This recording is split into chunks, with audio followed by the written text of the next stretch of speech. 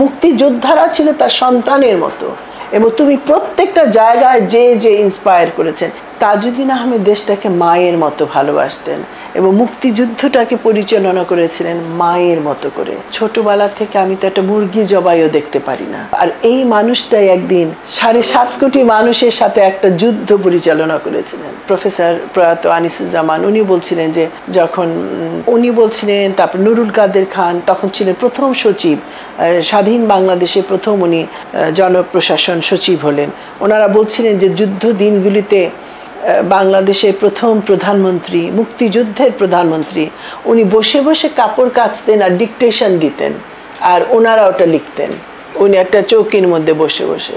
তো পারবে কেউ? আর একটা মাত্র শার্ট ছিল, ওটা উনি কেচে পরতেন। তখন আমি খুব শখ করে শাড়ি পরেছি, আমার তখন 12 বছর বয়স, খুব শাড়ি পরা শখ। তো নিয়ে বললো কি, আচ্ছা বা তুমি শাড়ি পরেছো, খুব ভালো কথা।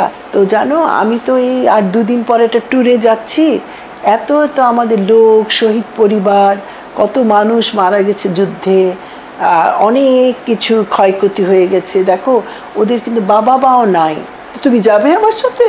জানে এই কথাটা উনি এমনভাবে বললেন যে ওটা বলার পরে আমার ভিতরে একটা এমন ফিলিং হলো যে কিসের আমার জন্মদিন, আমার 12 বছর বয়স, কিন্তু আমার বাবা কি শিক্ষাটা দিলেন। মুক্তিযুদ্ধের প্রধানমন্ত্রী কিন্তু আর কেউ হতে পারবে না। সবচেয়ে ক্রান্তিকালের, সবচেয়ে একটা চরম একটা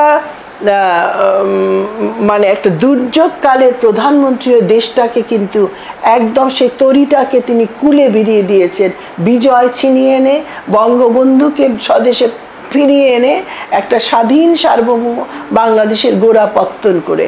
তো এই জিনিসটা উনি যখন ওয়াশিংটনে যেতেন বিশ্ব ব্যাংকের এই তহবিলের এসব অনুষ্ঠানে, উনি যে খুঁজতেন যে একটা মিড রেঞ্জ হোটেল, বলতেন যে কোনো অতি দামি হোটেল টোটেল না। কেন? কারণ আমার দেশের পয়সাটা তো বাঁচাতে হবে। জানেন উনি সস্ত্রীক একটা কোনো অফিসিয়াল ইনভিটেশনে বিদেশে আমার মাকে নিয়ে যাননি, আমাদেরকে নিয়ে যাননি, বলতে এটা তো দেশের অর্থের অপচয় হবে।